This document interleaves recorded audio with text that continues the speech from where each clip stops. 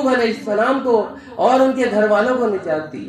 میرے بھائیوں، یہ لفظ اہل گھرانے کے لیے بھی استعمال ہوا۔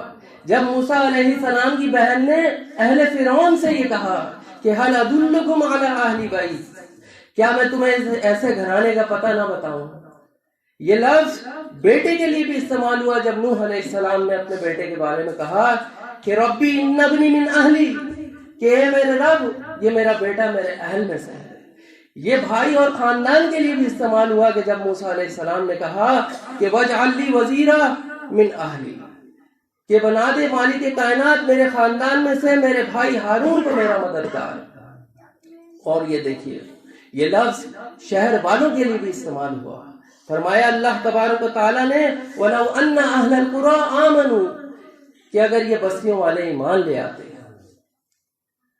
تو یہاں پہ اہل سے مراد دیکھ لیجئے کہ بتدریج گھر والوں سے لے کر شہر والوں تک وسیع المعنی یہ اہل کا لفظ رکھتا ہے۔ ان سب کو اللہ کی طرف بلانا ہے، ان کے نفسوں کو اور اپنے نفس کو جہنم کی آگ سے بچانا ہے۔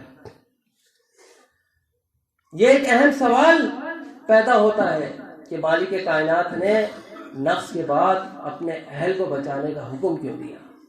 دیکھیے کہ انسان اس دنیا میں تنہا نہیں بلکہ وہ چاروں طرف رشتوں سے منسلک ہے، اور اس کے برخلاف یعنی رشتے ناطے چھوڑ کر جنگل میں نکل جانا، روحانیت اختیار کر لینا، یہ اسلام میں جائز نہیں ہے۔ اور یہ انسان مختلف رشتوں سے بندھا ہوا ہے اس دنیا میں۔